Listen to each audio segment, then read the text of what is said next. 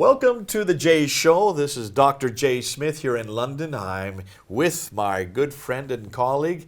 I'm almost going to call you Dr. Hattuntash because you really should be a doctor for the kind of work you have done. This really should go into a PhD. You have an enormous amount of material that you can work with here. You've done a great job. You've looked at all these different Qur'ans. I know you don't like, you're very humble and you don't like to be pumped up like this, but have you noticed that these are brand new? This is all this material, these different examples you've given are all brand new. We have not really heard anything that you have introduced in the last former 13 segments.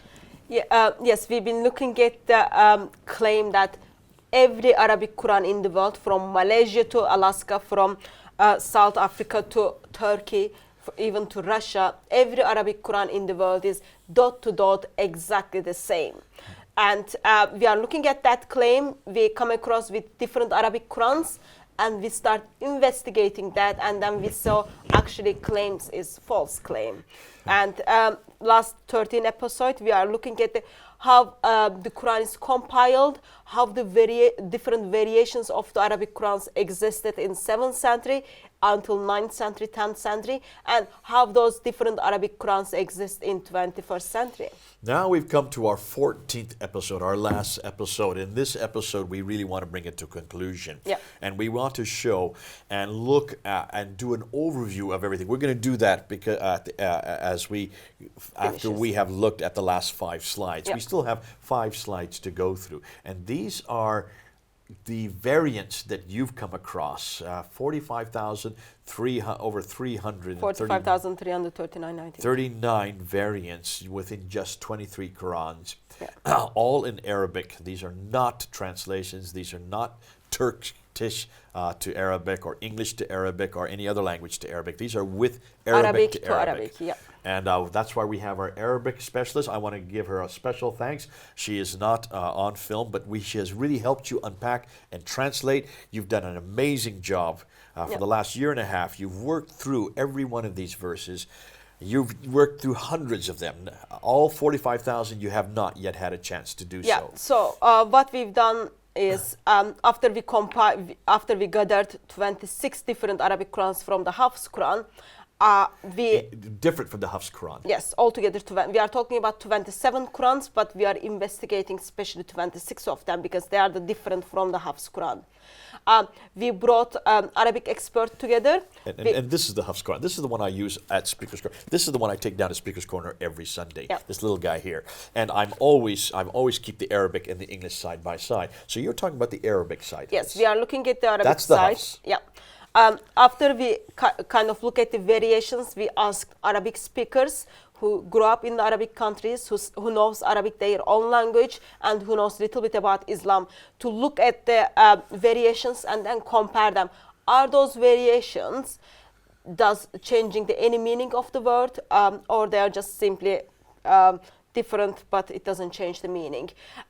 After spending like days and days and days, now we come up approximately 45,339 variations in 23 Qurans. Yet there are the Qurans we didn't get the chance to look at it. So we are just giving our dear Muslim friends a little bit, let's say, taste or introduction, so they can go and check all those Qurans. So in the PowerPoints, they will see pictures of the Quran, which will emphasize actually it is not who wrote the Quran down, or it is not who just making it up.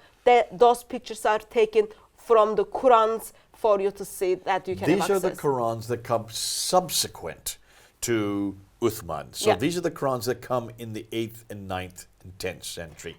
We know in the time of Uthman, people were disagreeing regarding which Quran, all those kind of things. And we know from the Islamic tradition that Uthman ordered to burn all the Quranic manuscripts. And we come across with those Qurans in first 300 years of Islam. And people are talking about it, they are writing about it, yet in 2017, Muslims are telling us not even a dot changed in the Arabic Quran. Nothing has been changed. We're finding thousands of differences. We're going to go back now and we're going to look at 5 more examples of these differences. We're going to end with the last 5. We could have had hundreds. In fact, we could have had thousands.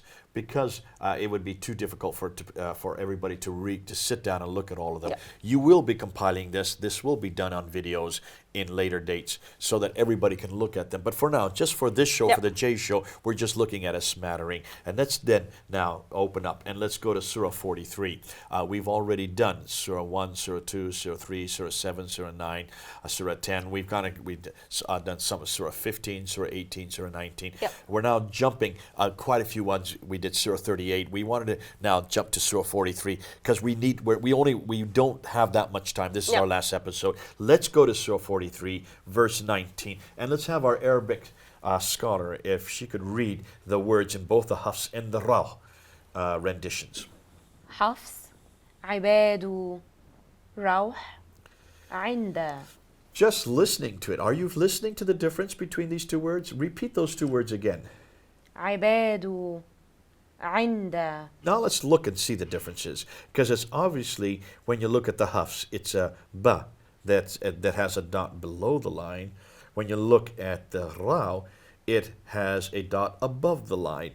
And you can see that changes it completely. It changes it drastically because obviously you can, in fact, there's in the Hafs, it's not only a ba, a dot below the line, there's also a dagger aleph that's been added. Yeah. Whereas in the Ra, the dot is above the line and there's no dagger aleph. It's missing the dagger Yeah. aleph. Not only on the left side, the Hafs, is there a dhamma above the da, but in the Ra, there is a fatha above the da. So in every letter, it's changed except the first letter. Okay, does it change the meaning? That's the important question. Well, you can see it certainly changed the visual. Visually, it looks so different. Anybody who's not Arabic can speak. You can see how different it is. Let's see what it does in the translation. In the Hafs, it's translated, and they make the angels who are slaves of the beneficent females. In the row, it's and they make the angels who are in the presence of the beneficent females. Ooh, tu. Now, this So one of them is slaves, other one is in the presence. Yes, of the beneficent, I would be Allah, of course. Yeah. Are you an angel in the presence of the Allah, or are you in the presence? Or are you slaves? Are you slaves? Sorry. Yeah. Are you slaves in the presence of Allah, or are you just in the presence of Allah? Now, I have two problems here. Problem one, are the angels slaves of Allah or simply in the presence of Allah? That's the first problem. Yeah, it's important because we don't know actually what Islam teaches about the positions of Allah, positions of angels. So are angels simply, when they stand in front of Allah, are they simply slaves, or they are just being in the presence of Allah? Well, if I were an angel, I would prefer to be in God's presence, thank you, not a slave. So that would have a huge importance for me as a slave. But then it goes, here's the one, and we asked our Arabic speaker if she understood the context. She says, I don't even understand the context of this verse. What does it mean made into females? That's another huge thing, because the second problem, is it the slaves or those in the presence of Allah who are made into females? Can you see? There's another problem here. Who are being made into females? The angels or all of those who are presence of Allah? If all of those who are in the presence of Allah are made into females, ooh, you got a big problem here. That contradicts the Islamic tradition. Because Absolutely. Lots of ladies are not going to make the paradise. In fact, don't we have a famous Al-Bukhari in volume 1 mentions this. He says that Muhammad was given a vision of heaven. Yeah. And when he was given a vision of heaven, what did he find in heaven? He saw majority of women were in hell. And the majority of those in heaven were male. were male. So in that case, the basic question will come, is Allah going to change male who make the paradise, turning them to female? In that case, where is this like over 70 huris stand? Or is Allah going to make the angels into females, which would then answer the question where the hooties come from. Ooh, I mean, there's a huge amount of things we could pull out of this. I'm being a little facetious. I'm being a little funny because you can see, you can do an entire doctoral thesis just on this one verse.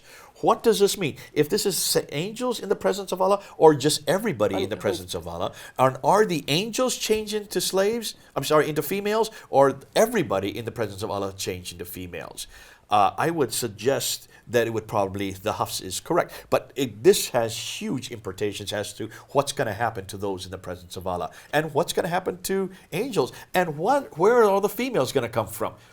I would, boy, oh boy, you can see there's all kinds of problems that are coming out of this. So summary of Surah 34 verse 19 is... Surah 43 verse 19. 43:19. When the angels are in the presence of Allah, are they slaves or they are angels who are in the presence of Allah? Or are they female or not? Yeah. Okay, why angels are female? That would be another general maybe all knowledge angels question. become female. I mean, you can see we can run all kinds of different tangents on this. We're not going to do that. We don't have time to. This is our last episode. Let's go to the next one. We leave that up to the listener and the watcher to see this. Now we go to Surah 46, Ayah 50. And if we can have our Arabic expert just go ahead and read the two different renderings. حفص إحسانا الدوري حسنا. Okay, now here you can see in the Hafs, Isanan, there is the Dagar Alif again has been brought in. It's very small there. You have to really look at it to really see it. But there it is above the Sin. And then on the Al-Duri, the Dagar Alif is not there. Let's see how it changes the translation. In the Hafs, it's translated, and we have enjoined on man doing good to his parents.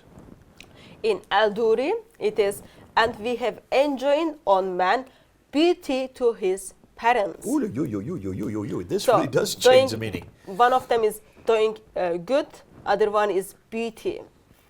So, they're pretty different. Yeah, are we supposed to be doing good to our parents, or are we to be beautiful for our parents? Now, as a parent, I would prefer a son who is doing good for me rather than just being beautiful. Or just looking good. Just looking good. Yeah. But this has completely different meaning. Yeah. This has completely different context. This has completely different ramifications depending on what will happen to the parent and what will happen to the man. Child, yeah. The child, or in this case. So, huge difference between this. And you can see, visually, you can see just by changing, putting a daga aleph, taking out the daga aleph, putting a vowel here, putting another vowel in, adding an aleph on this side and not adding it, it changes the meaning, context, and also the theology. Yeah. Let's go on then to the next verse. This is our third from the end. Surah 47, verse 4, or Ayah 4. And let's have our Arabic expert again read the difference here. حفص قتلوا ورش قاتلوا. Okay, here we go again. The Dagar Aleph is added in the Warsh. It's not there in the Hafs. And what's more, in the Warsh, you will have a Dhamma that is above the Ku. And then you have the Kasra under the Ta. In the Warsh, you have a Fatah, followed by not only a Fatah, but a Dagar Aleph that is incorporated in the Ta, over the Ta. Now let's see how that changes the context or changes the translation. In my Hafs translation, it's, and the ones who have been killed in the way of Allah, then He will never send their deeds into error. In other words, He will give them recompense. In the Warsh it is, and the ones who fought in the way of Allah, and then He will never send their deeds into error. This is similar to the one we saw about the prophets earlier in the Surah other 3, episode. verse 146. So the significance, are we rewarded by being killed or simply fighting? There is a big implication for that, because the Muslims who join in with the suicide bombing, do they seriously need to bomb themselves and then kill? Or is it okay to just fight in the name of Allah? Well, if I had a choice, I would go with Warsh every time, because Warsh would give me an awful lot more alleviation. I don't have to eradicate myself. I can just fight and get still recompense. In this case, if you only have the one Hafs in front of you, you better die.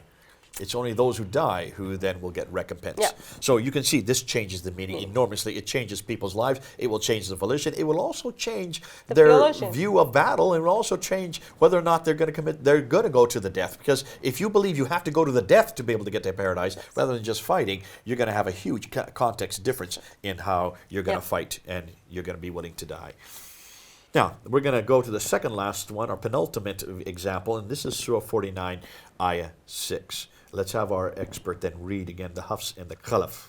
حفص فتبينوا خلف فتثبتوا. Woo, woo, woo. Okay, now take a look at this. Look at the difference in the word here. Fatah is the same in both of them, both the Hafs and the Khalaf. But then you get to the third letter, and you have in the Hafs a ba, that's a dot below the line, and the Khalaf, you have 3 dots above it, a tha.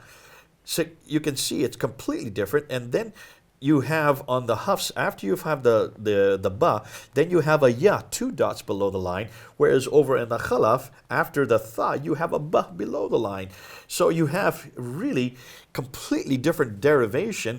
More than that, you have completely different letters, which means completely different words. In the Hafs, it says, O you who believe, if a rebellious evil person comes to you with news, verify it, lest you harm people in ignorance.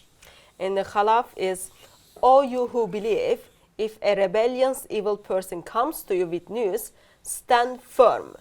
Let's you harm people in ignorance. So, do we verify a bad person's news, or do we stand firm? That's Completely a good different question. actions. I would suggest verifying is a lot more practical than just standing firm and doing nothing.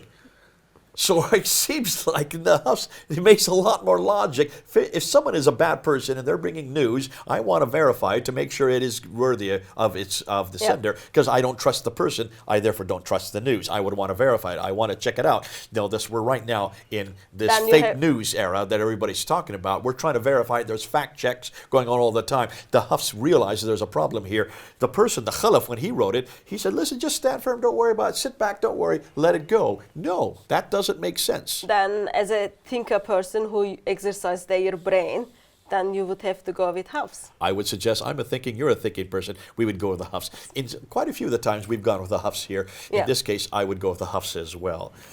Now let's do with our last one. There are many others. We're going to go jump to Surah 98. We're looking at Surah 49. We're going to jump to Surah 98. These are much, much smaller surahs. These are just a few verses, the latter ones of the Qur'an. And here we have the Hafs and the Warsh. Let's end with Hafs and Warsh, and let's hear the differences that we see here.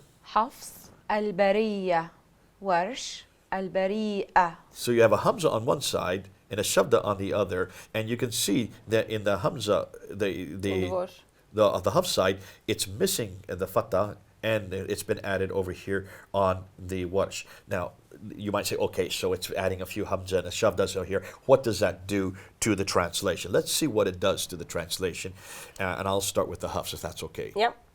Indeed, they who disbelieved among the people of the scriptures and the polytheists will be in the fire of hell, abiding eternally therein.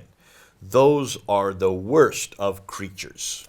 It says, indeed, they who disbelieved among the people of the scripture and the polytheists will be in the fire of hell, abiding eternally therein.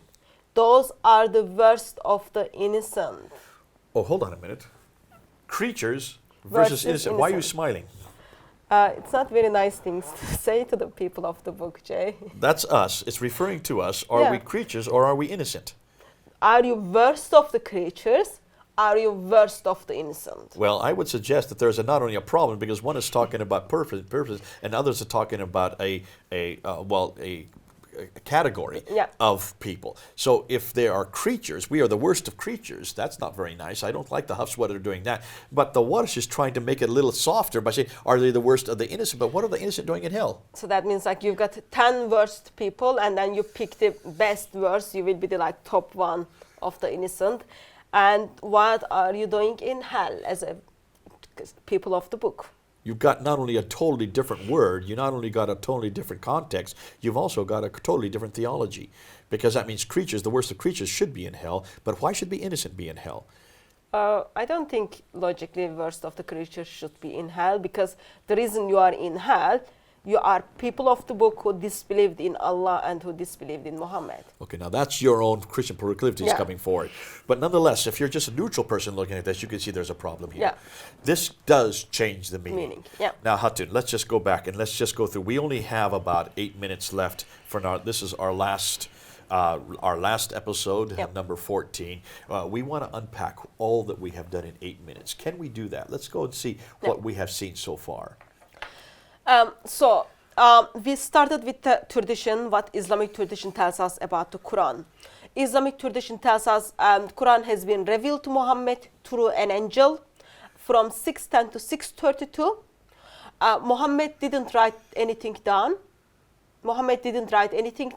He couldn't read or write. Yet he had a scribes Zayd ibn Thabit. who were writing things down. What is a Zayd ibn Thabit? He was a secretary. He What was do a secretaries secretary. do? His job was to write So things why down. didn't he write it down? He didn't compile anything when Muhammad died in 632. There is no Quran. From 632 634, we look at the Islamic tradition tells us Abu Bakr has been urged to compile the First Quran. caliph. At the Battle of Yamama, Mama. many of those who had memorized it had died. Yes, when we say many, we are talking only 70 people who memorized the Quran. They died. Suddenly, Islamic world get conscious. They are losing the Quran. You're just actually going through what the Islamic traditions Yes. are telling us. These Yeah. are from the 9th century, redacted back. This is their story, okay? Yeah. And so Abu Bakr is urged to compile the Quran, and then he compiles the first Quran between 632 634. Okay, that's the first recension. Yeah. Now we jump to Uthman about 650, 652. Uthman's Yeah. the third caliph. He had been in power since 646 to 656. But around 652, 66, there are many people who were coming to Uthman saying there are quite a few Qurans. We've got a problem Yeah. here. So as people go to war, they start calling each other kafir, disbeliever, because the way they recite the Quran. Okay. What happens is Uthman urged to compile and then make one perfect copy, which was existed before. This is the one that was written at the time of Abu Bakr that you referred to earlier. Yeah. That was given to Hafsa, Hafsa, who one was of the the wife of Muhammad. wives and- of Muhammad. yeah. She put it under her bed, according to tradition, and left it there for 18 to 20 years. Yeah. It is now being brought back out, given to Uthman. Uthman then gives it to Zayd ibn Thabit. He, along with Zubair, Alas, and Harith, the four of them now, are given the responsibility by Uthman to rewrite the Quran. Okay, Yes. this is in around 650, Yes. 652. And if there is any disagreement between this committee, Right. then they need to go with the Quraysh dialect. Qurayshi dialect, which Yeah. already we said is a problem because in order to have dialectical differences, you have to have vowelization. That means the dama, the kasra, and the fatta. Those didn't even exist in the 7th yes, century. they were So in- how can you have a dialectical difference in a written consonantal text form? Answer to that question will come to us from al-Bukhari, because he's writing in the 9th century. In the 9th century, In he 9th says this, century, which he's did make aware of sense. those things, and then in 7th century, people He weren't aware of redacted it. it back without looking at his Yeah. history. So then what happened next? He then has this written down. What does he do with that final copy that was written by those four men? So as they compiled one perfect Quran, he sends the 9 different cities with this 9 Quran with one person who memorized the Quran well. Okay. As he does that, he ordered all the manuscripts to written form of the Quran to be burned. And we do know the 9 cities, do we not? Yes, we do. Let's see if we can remember them. I'm trying to think of them off the top of my head. Damascus, Baghdad, Basra, Baghdad, Damascus, Damascus, Jerusalem, Jerusalem, Cairo, Aden, Alexandria, Aden, Aden, Herat, and Nishapur. Yes. That's 9 right there. That's the 9 cities. Those are the 9 cities. And that we are aware is Muslim scholars has in-house debates what are those cities. and they sent them with other people to make sure that they would not change it or Yes, corrupt it. who knew the Quran very well went with one perfect Quran to So the these 7 cities. ahruf that Muslims always talk about, these 7 readings existed at the time of Muhammad. Yes.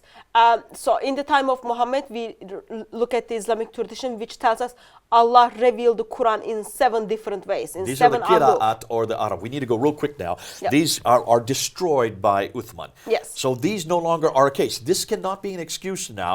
You cannot talk about the 7 readings that existed at the time of Muhammad. Because Those Uthman have all been- discredited them. he now throws them away and now only has 1. Yeah. These are sent to 9 cities. What happens next in the 8th and the 9th and the 10th century? So as Quran travels to different cities, we see people who memorize the Quran as they pass to their cities, their students, there are variations appears from one Quran to other Quran. Students disagreed with teachers. Yes. And we know of 6 different cities. And we see teachers are disagreeing with the original Quran arrived to that city.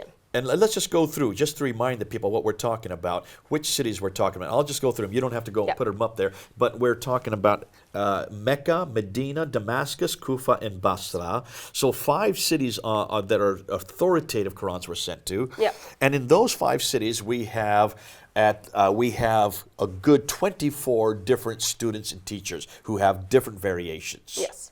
Then we have another 13 which are not as official that disagree again. So a total of 37 different individuals, men, not women, men, who disagree with the one that we use today, the With Hafs. the Hafs Quran, yeah. Amongst them, you have already found how many variations?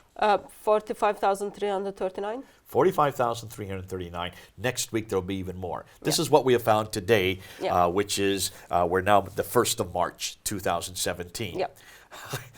In a year's time, we'll come back, it'll be thousands more. And we've looked at them because Muslims have said these are nothing big, they're nothing great. Okay, so there's a dot missing above, there's a dot missing below. It doesn't change the meaning. What have we found? We have found actually it does change the meaning. It changes it immensely, doesn't Yeah, it? it does. Of course, there are the verses, it doesn't even affect any meaning. Yet, there are the verses change the meaning, there are the verses change the theology, there are the verses discredits what Muslims are claiming today. So we have 37 different teachers over a period of 200 years who are introducing variations. We've already counted 45,000 of them. And you have 26 Qurans that you have found, actually 27 if you include the Hafs. So 27 different ones. There may be more out there that we have yet to discover. You have, in the intervening 1,400 years, no one has bothered to sublimate these 37. No one has bothered to sublimate these 26 Qurans, these 37 different scholars. They're still being printed and published in the world today. You can go around and still buy them on the markets today. And they even put them in different colors in some cases, so that you can even see where the differences are. They're not trying to hide it, but Muslims in the West are trying to hide this, and you now can see why they're trying to hide it, Hatun, because these absolutely change the meaning. I hope all of you are watching and listening to what we've said here. What we're saying is very important. The Quran is not from God, that is for sure. It does not come from heaven. It does not come from some eternal tablets that have been sequestered there for eternity or sent down piecemeal over a period of 22 years by a man named Muhammad. That is pretty well substantiated from what we've seen in these 14 episodes. More than that, it doesn't even come from Uthman. Uthman, it looks like we don't even know where that one Quran is that was sent to the 9 cities, and sublimating and destroyed all the 7 ahruf that Muslims try to claim. That was from before the time of Uthman. But show me where Uthman's manuscript is, because now we're finding 37 different teachers and students changed it in the next 200 years. Those changes are still there today in the 21st century. They're still being published today in the 21st century. These are not innocent changes. These are not inconsequential changes. These substantially change not only the words, the phrases, the verses, they change the meaning, and in some cases the theology. That's why we've been bringing these episodes to you. Hatun, this has been a great job, and I feel exhausted as we've been thinking in these last 14 episodes what we've gone through. This is just the beginning. This is the first time we've ever filmed this. This is the first time we've actually unpacked it. This is the first time you and I have actually had a chance to actually show what you have seen. And you have seen, we have been putting text to text next to each other. We have been showing slide with slide, the Arabic with the Arabic, from the Hafs to the Warsh, the Hafs to the Al-Duri, and the other ones. We've been showing them side by side so that you can see the differences, not just listen to what we're saying. Now you've got to come to conclusions. Is this really a book from God, or is this nothing more than a book from men? I would suggest this is a book written by men, many men. 37 that we've been able to find from 6 different cities, looking over 200 years, and then finally compiled into its final canonized form in 1924, 93 years ago. Folks, please, this book is not worthy of your time. You can see why we're doing this. You need to stop looking at this book. Please don't say this is from God. Written by men, failed men, with all kinds of failures. Been great having you, Hatun. Thank you for your time and energy. good to make sure that we have now unpacked it. Now you come to the decision as to whether or not you're going to follow this book. We haven't even gone into the Bible yet. That's going to be coming up as to asking the same questions of the Bible. But what we do now know, this book cannot be trusted. This is Jay here in London at the Jay's Show. Over and out.